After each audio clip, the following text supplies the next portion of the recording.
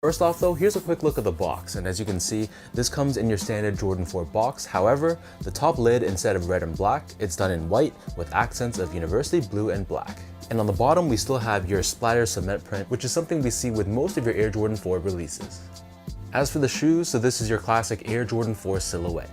However, for the most part, the upper of this shoe is constructed out of this university blue colored suede.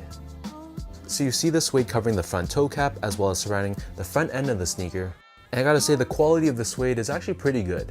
When you run your fingers across, you can see the different directions of the suede go back and forth, and it doesn't have that same rough texture that, for example, the Raging Bull 5s had. For the eyelets, we have these TPU lace crowns, and they're both done in black, and then next to this we have more overlays of blue suede.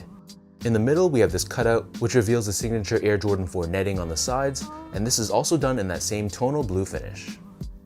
Next to this, we have your trademark triangular wing or strap, which connects to that top lace crown, and this is done in gray with splattering of black paint. We have more of this blue suede wrapping around the back end of the shoe, and then for the heel tab, this again is done in gray with black splatter paint, and in the middle, we have this Jumpman logo in black. For the laces, so these only come with one pair of laces, and they're a flat university blue colored lace. Underneath this, we have the tongue, which is covered in that same netting that we saw on the sides of the shoe, and the top of the tongue is constructed out of suede.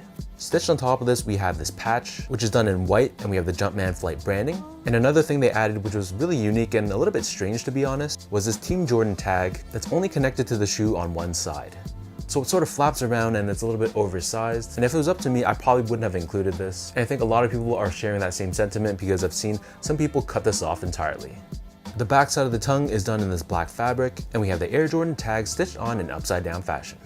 For the insoles, these actually come with a polyurethane insole. It's lined in black at the very top, and we have this blue colored Jumpman on the heel. So the upper of these Air Jordan 4s sits atop this polyurethane foam midsole. The foam is painted in the cement style with gray and black splatter paint on the forefoot. Underneath this, we have this black rubber wrap, which comes up from the outsole, and then the back heel is done in a combination of gray on the top and white on the bottom.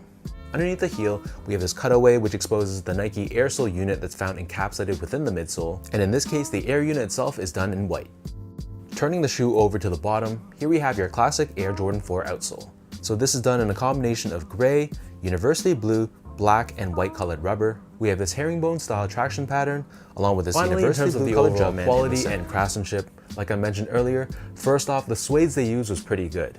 And when I say pretty good, I'm talking strictly in Jordan terms. So obviously when I compare this to suedes used on, for example, New Balances or Asics, for example, these aren't as comparable, but for I guess you can call a GR Air Jordan, the suede was pretty decent.